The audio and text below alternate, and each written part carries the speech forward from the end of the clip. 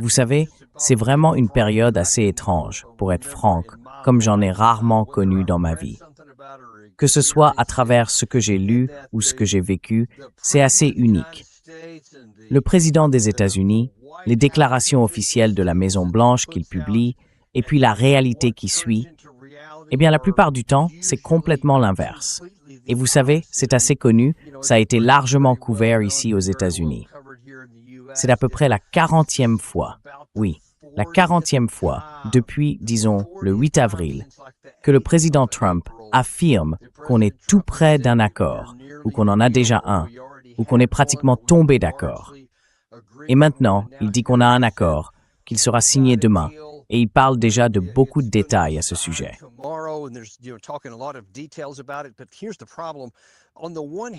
Mais voilà le problème. D'un côté, on a ce qui semble être une confirmation. Le camp iranien dit « Oui, nous avons un accord conclu en coulisses et nous sommes prêts à le signer ». L'intermédiaire au Pakistan dit aussi « Oui, la signature aura lieu dans environ 24 heures, donc en gros demain ». Tout le monde semble donc sur la même longueur d'onde. Mais quand on commence à écouter ce que les deux parties disent que contient cet accord, là on se dit « D'accord, ces positions sont littéralement incompatibles. Elles ne peuvent pas être vraies toutes les deux. » L'une dit « Nous ne vous donnerons pas, président Trump, pas un seul centime de fonds gelés, ni ne lèverons la moindre sanction avant que vous ne, je cite, vous comportiez correctement et prouviez que vous pouvez agir. » Et du côté iranien,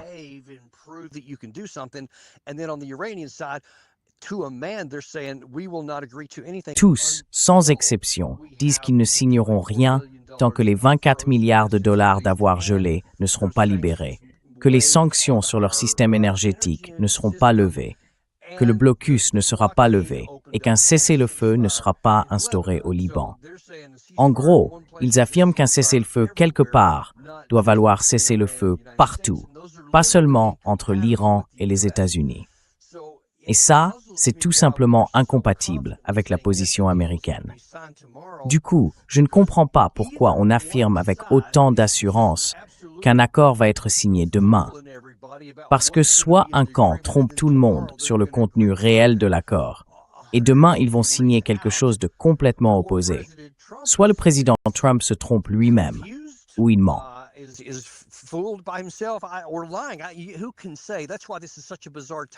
Qui peut le dire? C'est pour ça que cette période est si étrange, parce que les deux camps ne peuvent pas dire la vérité en même temps. Et demain, si tout ça sort vraiment et que les termes sont enfin annoncés, eh bien, on saura qui disait vrai et qui ne disait pas la vérité. Parce que voilà le point essentiel. On ne peut pas avoir d'accord tant qu'il n'y a pas un texte unique que les deux parties signent et approuvent. Et pour l'instant, ils ne sont même pas sur la même planète. Donc, oui, j'ai vraiment hâte de voir ce qui va se passer demain. Mais je vais être honnête, je doute que ça arrive. Je doute qu'il y ait un accord signé, parce que je ne vois pas comment, politiquement, le président Trump pourrait accepter ce que dit la partie iranienne.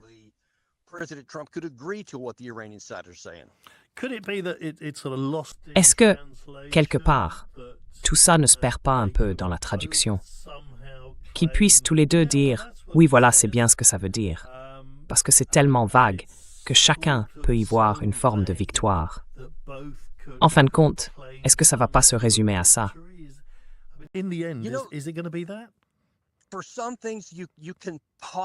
Pour certaines choses, on peut peut-être s'en sortir comme ça, où chaque camp peut revendiquer sa propre interprétation, mais pas quand il s'agit du déblocage des fonds.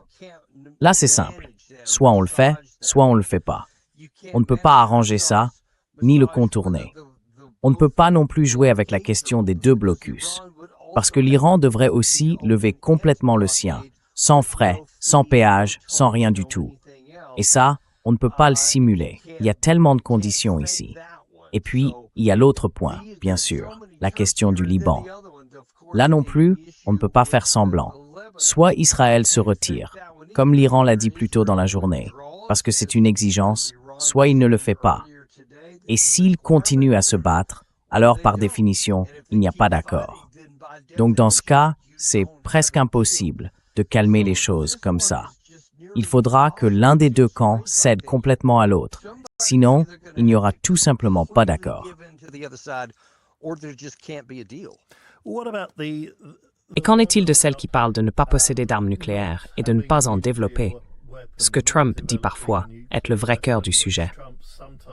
Est-ce qu'il y a là une marge de manœuvre possible? Vous pensez que c'est réalisable?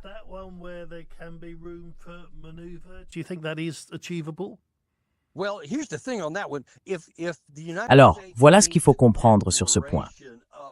Si les États-Unis veulent une déclaration immédiate de l'Iran disant qu'ils ne vont pas chercher à se doter de l'arme nucléaire, ça c'est facile. L'Iran n'a jamais dit autre chose, donc il donnerait volontiers cette garantie.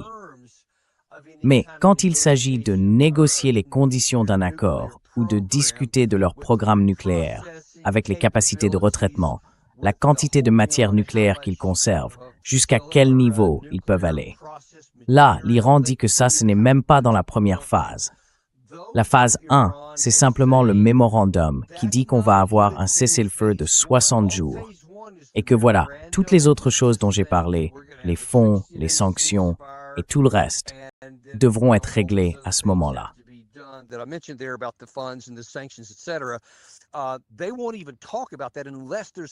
Ils n'en parleront même pas tant qu'il n'y aura pas une phase 2, à moins qu'ils ne terminent d'abord la phase 1. C'est ce qu'ils ont dit plus tôt. En fait, le ministre des Affaires étrangères, Abbas Araghchi, a déclaré hier soir à la télévision iranienne, dans une vidéo diffusée ce matin, qu'on n'en arriverait même pas à cette discussion tant que les États-Unis, d'abord, ne respecteraient pas les termes de la phase 1, celle dont on vient justement de parler. Donc, si le président Trump pense que cela doit venir en premier, alors on se retrouve dans une situation incompatible. Les deux choses ne peuvent tout simplement pas être vraies en même temps. Pensez-vous que Trump cherche à sortir de cette situation le plus vite possible?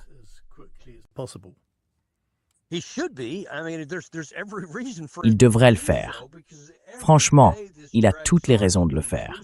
Parce que chaque jour où cette situation s'enlise sans résultat, chaque jour où le détroit reste, vous savez, sous ce double blocus, c'est un jour de plus où ni le pétrole iranien ni le pétrole arabe n'arrivent sur le marché mondial. Et on en a vraiment besoin. Tout le monde en a besoin. L'Asie, les États-Unis, l'Europe, bref, tout le monde a intérêt à ce que ça se débloque. Donc j'espère qu'il ressentira la nécessité d'agir. Le problème, c'est que parfois, le président Trump ne se préoccupe pas vraiment de la façon dont ses décisions affectent les autres. Et il continue de penser que s'il tient encore un peu, la pression finira par monter de l'autre côté et qu'ils finiront par céder. Mais je vous le dis, dans ce cas précis, ce serait une erreur fatale s'il pense vraiment comme ça. Et comment le public américain réagit-il à tout ça? On peut supposer que les prix de l'essence augmentent.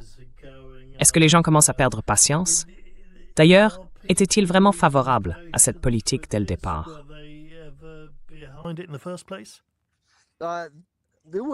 Il y en a qui soutenaient ça dès le départ. Mais au fil du temps, on a clairement vu une baisse importante du pourcentage d'Américains qui pensaient que c'était une bonne idée. Et en parallèle, de plus en plus de choses sont devenues inacceptables, ce qui explique en partie pourquoi le président Trump a pris cette direction. J'ai parlé récemment avec des gens qui ont accès à ce qui se passe dans les cercles les plus hauts de la Maison-Blanche, et ça les a fait bouger. Ils ont compris que l'opinion publique américaine n'était pas derrière tout ça. On parle surtout des partisans du mouvement MAGA. C'est eux qui comptent le plus pour lui. Et même eux, ils commencent à se retourner contre cette idée.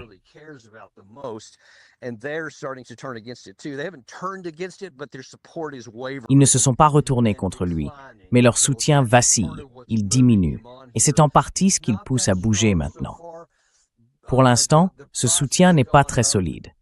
Le prix de l'essence a augmenté d'environ $1, et il est resté à ce niveau pendant un certain temps. Si ça recommence à grimper, si ça monte fortement, alors la pression va vraiment s'intensifier. Pour l'instant, ce n'est pas le cas. Et je pense que le président Trump a, disons, redoublé d'efforts en utilisant ces techniques de manipulation pour maintenir le marché à un niveau bas en promettant que toutes ces choses vont arriver. Et le marché réagit. Le prix du pétrole baisse, la bourse monte pendant un moment. Mais on ne peut pas faire ça indéfiniment. Parce que, vous voyez, le prix de l'essence ne dépend pas de ça.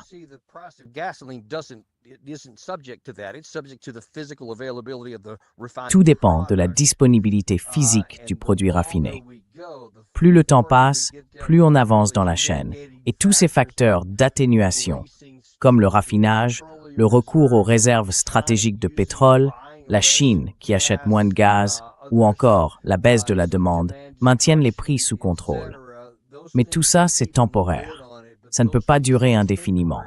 À un moment donné, ces leviers ne fonctionneront plus, et là, on verra une flambée des prix, parce que l'offre aura fortement diminué. Je ne suis pas là pour vous convaincre d'acheter de l'or ou pour vous dire comment gérer votre portefeuille boursier. Mais il y a une chose que vous pouvez faire pour nous aider.